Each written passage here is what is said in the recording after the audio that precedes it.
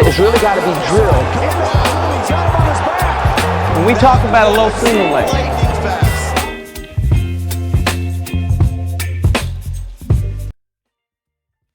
Sadulaev is hyper aggressive with his underhook, and he scores almost immediately after punching it. And there's a couple reasons why. So let's take a look. This is one of the main ways Sadulaev scores. Punches his hook and goes immediately to the guy's body. Pretty much gets right behind him every time. There's a couple reasons why this is working. So first we'll take a look at his footwork a little bit. So we're going to see this near foot or far foot from hook step across just a little bit, start to shift that weight across. This back foot's going to twist, steps.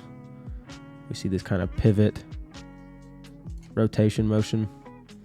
And then as he does these things, punching his hook across, shifting all the weight, and throwing his elbow high. So not necessarily his hand. Like you see a lot of people like hook shot their hand. It's a lot of elbow to get this guy's body to rotate and turn and shift weight. And then this near hand immediately attacks the body.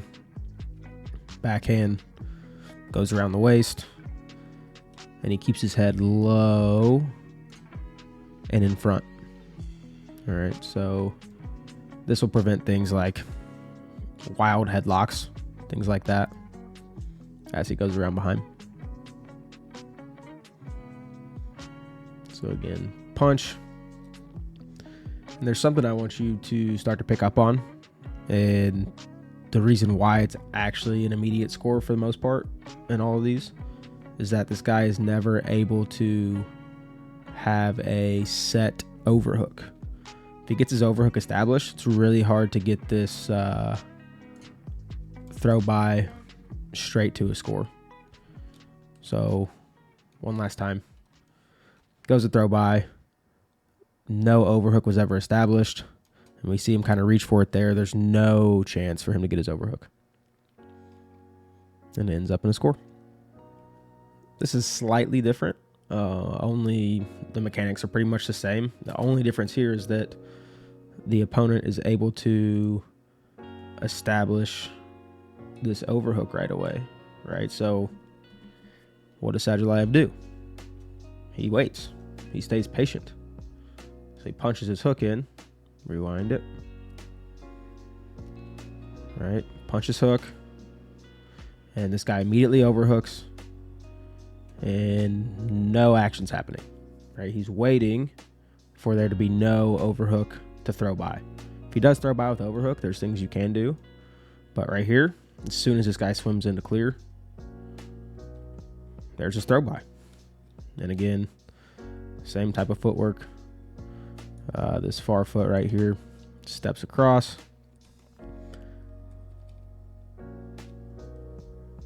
Body leans. Head shift.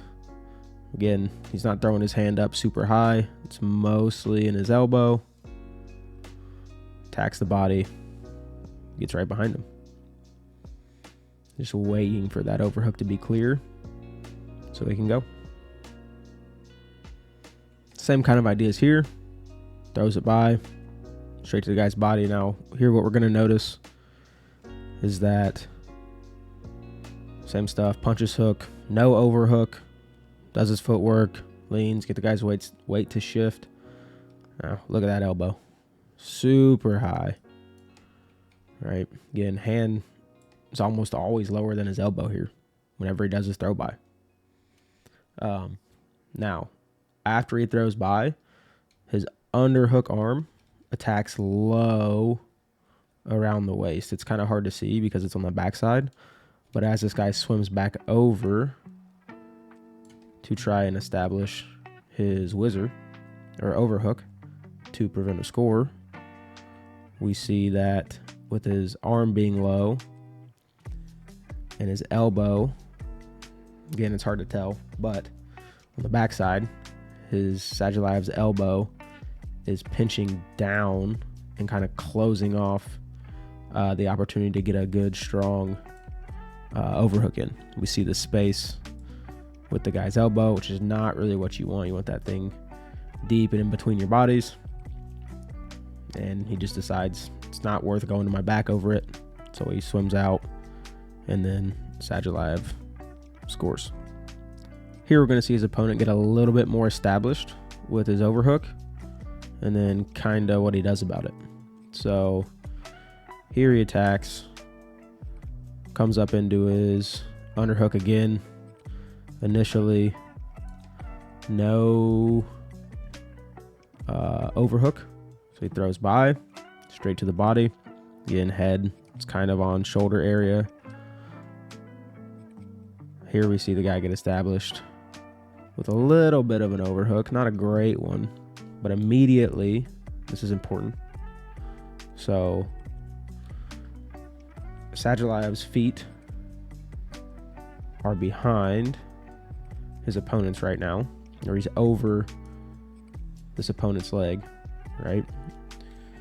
And one of the kind of rules is if you have a seat belt or this like body lock type situation, you don't typically want to be over their legs. So he immediately takes this knee and puts it in front. All right, so why don't you want to be over their leg? This allows them to use leverage from their whizzer and their near hip against your hips, right? So as soon as you put your knee in front, they can no longer use their hips, and their whizzer becomes pretty ineffective. And one more thing he does here that I kind of like. So goes knee in front, shifts, and then he kind of uses his head to clear the rest of this overhook. So shifts his head in, kind of slides it under, gets under it kind of like a duck under a little bit, but I think even so he would push that arm across. The guy's going to let go anyway, and then scores it. Here we're going to see his opponent get a pretty established overhook and plant him. So a couple things are making this work well. Again, just like before, when he goes to throw by,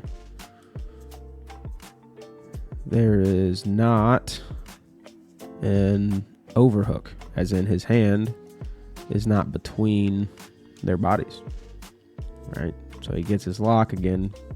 You can see this elbow low to try and help prevent some of this overhook. This guy gets it in and starts to pull his arms up.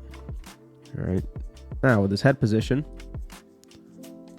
low and in the shoulder here, he can use that to kind of get the guy to rock backwards, or kind of back bow him a little bit, shift his weight backwards with his head.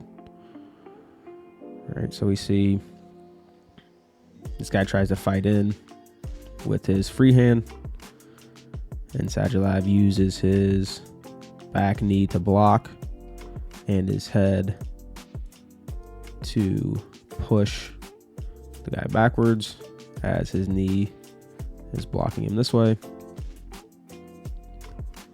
and then continues to take that ground, pressures. And then this is important. As soon as he knows they're falling, this guy's last and only attempt will be to try to arch and throw him over. So what does Sadulaev do? He takes his foot and steps it way out as a post in order to prevent any kind of throw on that side. And just plants him. Simple.